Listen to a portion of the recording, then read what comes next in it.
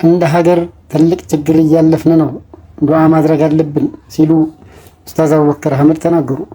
ዳሽን ባንክ የረመዳን ወርን ምክንያት በማድረግ ለደንበኞቹ ለአጋርና ባለድርሻ አካላት ልዩ የኢፍጣር መርሃ ግብር ዛሬ በሸራተን ሆቴል አካሂዷል። መርሃ ግብሩ ባንኩ የማህበረሰብ ተሳትፎን ለማሳደግና ከደንበኞቹ ጋር ያለውን ግንኙነት ለማጠናከር በማሰብ የተዘጋጀ ነው ተብሏል። በመርሃ ግብሩ የተገኙት ኡስታዝ አቡበከር አህመድ ለባንኩ ምስጋና አቅርበው እንደ ሀገር ትልቅ ችግር እያሳለፍን ነው፣ ዱዓ ማድረግ አለብን የሚል መልእክት አስተላልፈዋል። የባንኩ ዋና ስራ አስፈጻሚ አቶ አስፋው አለሙ ለባንኩ ደንበኞችና ለመላው የእስልምና እምነት ተከታዮች መልካም የረመዳን ጾም ወቅት እንዲሆን ተመኝተዋል።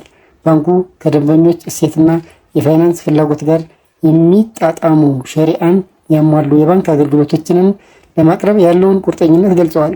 ሌላው የመርሃ ግብሩ አካል የነበረው በባንኩ የወለድ ነፃ የባንክ አገልግሎት ዋና መኮንን ይፋ የሆነው ለማህበራዊ ኃላፊነት ሸሪክ ሁኑ የሚለው ንቅናቄ ነው።